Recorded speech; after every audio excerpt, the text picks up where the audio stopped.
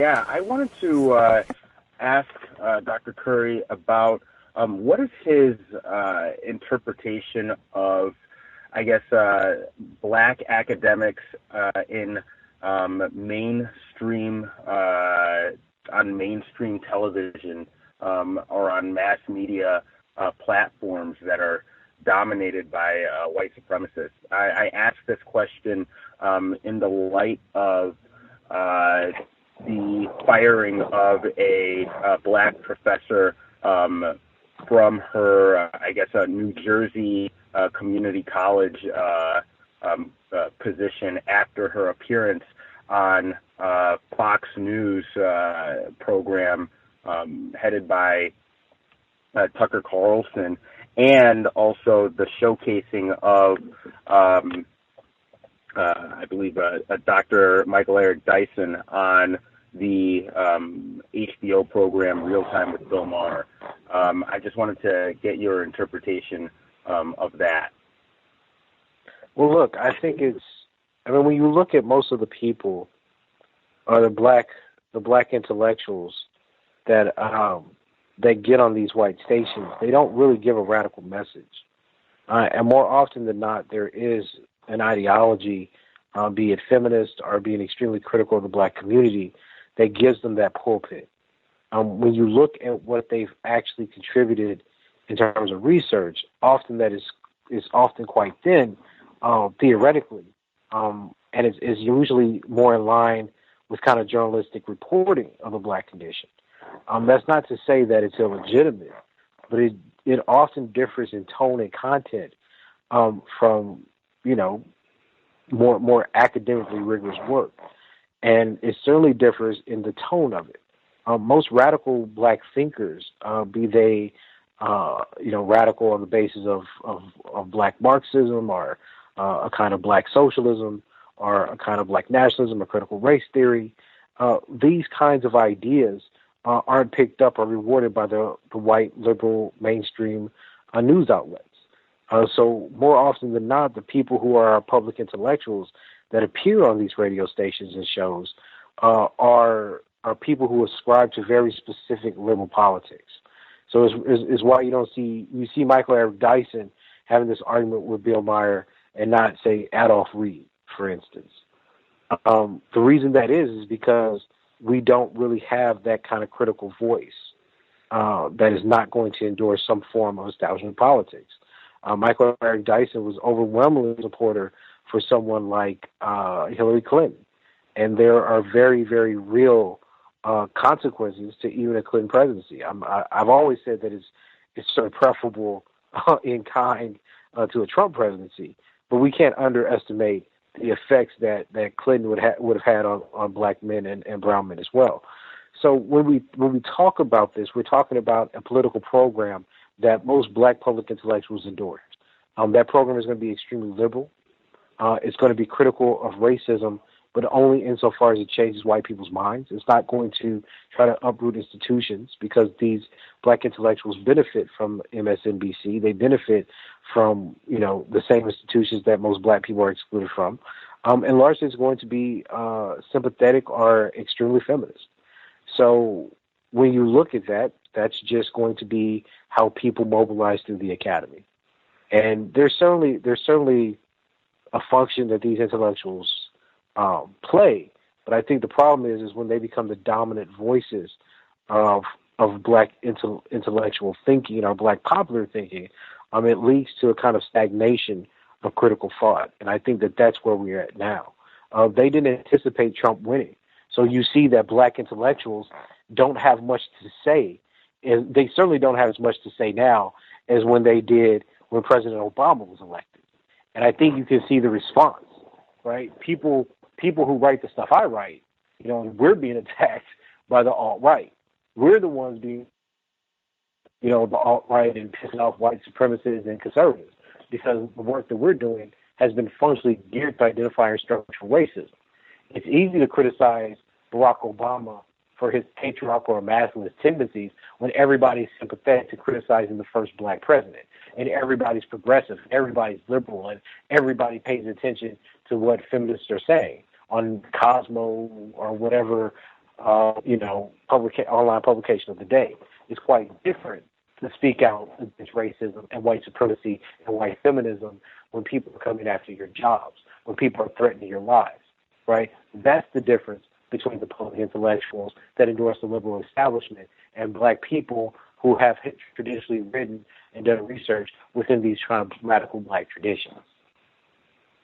The first question is, Dr. Welsing appeared on this program many times, and one of the things she always used to mention was that the purpose of education and getting a trade was to come back to the quote-unquote black community and use those skills to kind of uplift the community and help your people. It has seemed like that years where, and I've heard you talk about this frequently, to where the people that are most being abused by white supremacies in some of these urban neighborhoods are almost not even thought of. The black males and the black women that are in these neighborhoods, they're like talking points, but nobody really wants to address these problems. Do you have a specific theory on why non-white people specifically, their attitude has changed from wanting to help these communities to almost kind of wanting to separate themselves from them? Yeah, actually, in chapter 3 of my book, I talk about the political economy of niggerdom, and part of my argument is that there is a stigma attached to writing seriously about black people, and I endure this stigma constantly in the academy, which is that if you study black people, if you study working class black people specifically, you are ideological, you are less intelligent.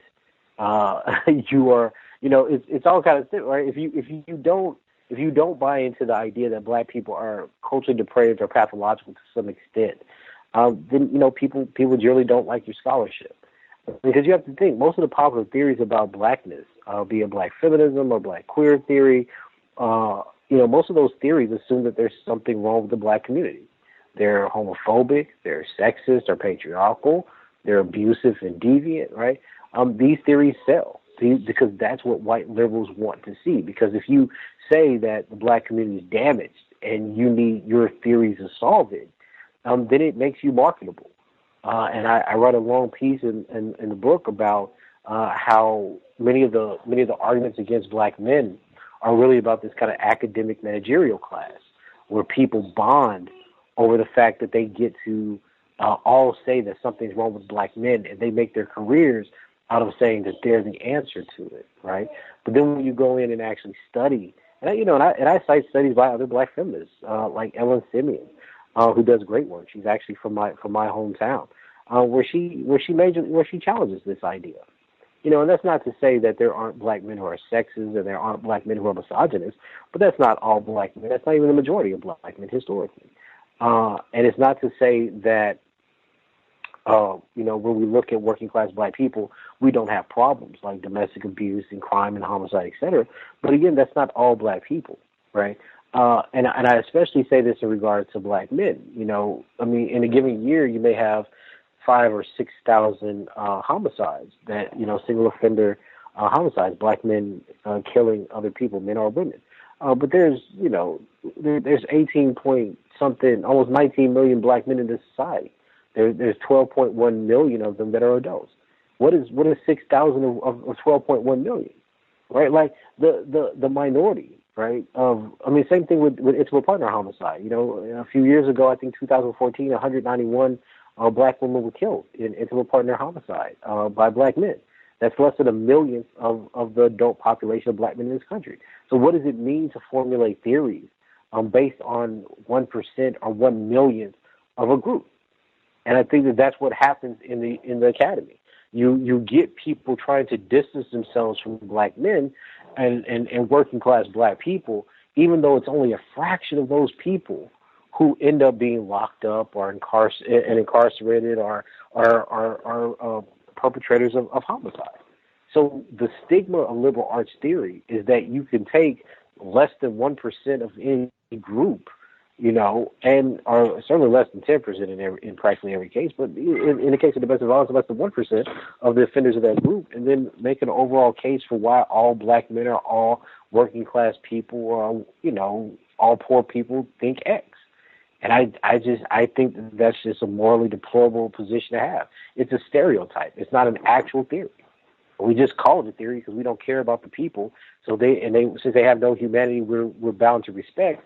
We just say, well, fine. Nobody's going to argue with us. Nobody's going to argue with us that black men aren't this way. And if black men do argue with us, we'll just call them sexist, and white liberals are going to listen to us. We don't have a theory of how black masculinity evolved, so we'll just start from the 1960s and read that backwards. We don't know anything about ethnology. We don't dare to find out what black men were actually saying beyond a few quotes by Frederick Douglass and W.B. Du Bois. And we say, and think about how offensive this is. We pick 2 or 3 black men and their quotes and say that that's how all black men thought, right? So black people coming out of slavery, we're going to pick the people educated at Harvard, like Du Bois, and say, well, Du Bois says something that's indicative of him not being as gender progressive as we thought, then that's going to represent what all black men thought, right? Which is what Carvey does in her book on race men. That's what Beverly Guy Chatal does in her book, Daughters of Sorrow, right? And this becomes the mainstream idea, right, of what black men are. So I think that, there's class dynamics going on in the academy, and I think that when we start seriously studying working class black people outside of these pathological lenses, and that informs theory, that's the only way to truly understand black life in America. Okay. We're more or less focusing on like the established media and how they're pushing the narrative of this false male patriarchy. How damaging is social media to this narrative? Because when you go on social media sites, there's an overwhelming discussion and debate, which I think is also non-constructive, of a kind of battle of the battle of the sexes, mainly black women blaming black men, and black men blaming black women. So how is social media affecting this argument? Well, I'm on Facebook and Twitter, but I'm really disappointed with what social media thinks it accomplishes. There's very little intellectual exchange, and I found that most accounts of black men and black women on social media are vastly misinformed and outright dangerous. On Twitter, for instance, it's just kind of given that black Twitter is anti-black male. I remember having several discussions on Twitter, as best you could, when that statistic about black men being the second, then Amber Phillips said they were the first largest killer of black women, ages 15 and 24. And I simply provided the data sets to show that was false. And I posted pictures to Charlemagne of the quote, where it came from, and how it was retracted.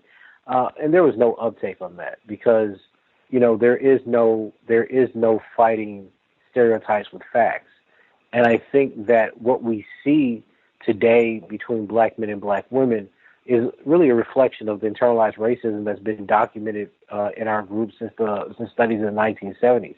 What we've always seen is that not most or all, but some black people, black men and women, have negative stereotypes about each other. And in the cases where they do have negative stereotypes about each other, historically, and when I say historically, there have been 3 or 4 major studies from the 1970s, the 1990s, and even in 2000. In these disagreements and negative stereotypes we hold of each other, negative stereotypes about black men are more prevalent. So what we've done in the battle of sexes is highlight the kind of misogyny that we believe exists in black culture without paying any attention whatsoever to the kinds of misandry that has been documented to accompany it.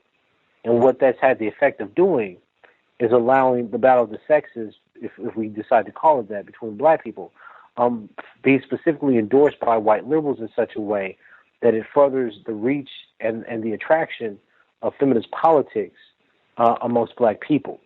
And what that has meant for black people, given that black men are such a small minority of professors in the academy, and such a small minority of the people that are targeted by these blogs and social media accounts of black masculinity, they pretty much run rampant without any challenge.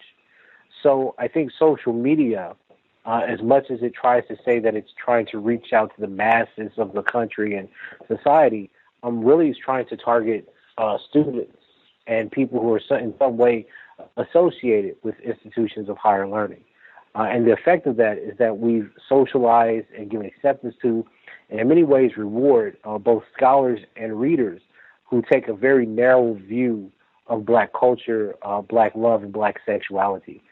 People who believe that somehow black people fundamentally don't love each other, that black men and women hate each other, that black people are somehow more homophobic than their white counterparts, that black men kill black women and black homosexuals without remorse simply because they're hypermasculine.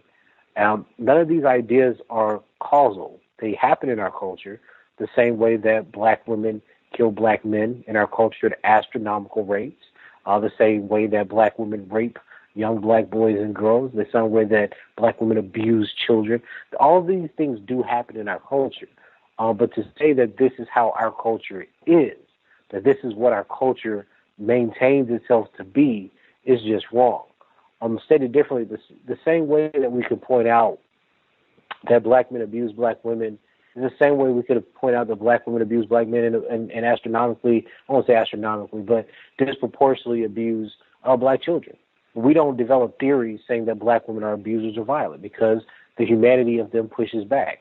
So the battle of sexes, when you have the humanity of black women, that's challenged by white supremacy, but largely acknowledged within the black community, and the negative stereotypes of deviancy, criminality, rape, etc., that's placed on black men, where there's largely not a recognition of black men in positive roles, then I think you're going to get what you see today on social media, which is just the outright assault on black men's humanity and status within our communities and society that has no major challenge.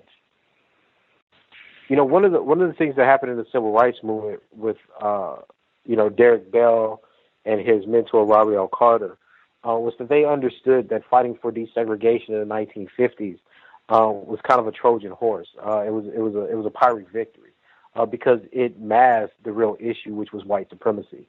During that period of time, lots of people, especially the lawyers, thought that segregation was the major with the foundation. It was the origin of American racism. And years after Brown v. Board, and this is actually part of the reason that the civil rights movement, specifically some of the radical aspects of the civil rights movement came about, is because they understood the issue was white supremacy. So I agree with you on that front. Will you get scholars to call it something different? I don't know. I think that scholars very much like the jargon of their disciplines, and the civil rights movement or the civil rights era or the long civil rights era, whatever we like to call it, has become kind of solidified within the literature. So I think people are going to use that for a long time. But I do agree with you, especially given the work that I do with people like Robert F. Williams, the Panthers, Pan-Africanists, that there was an idea that the civil rights movement or what they were fighting for after desegregation was in fact a battle for white supremacy. And I think that if we did a serious reading of Martin Luther King, we see that Martin Luther King believed the exact same thing. His argument in Where Do We Go From Here was that white supremacy requires economic exploitation to lessen the lives and bodies of the darker races. So he said that it's through labor that people become dehumanized and worthless, and race is merely the target, the marker that allows you to know who you can and cannot exploit. So in many ways, I agree with you. I'm skeptical that the language is in fact going to change.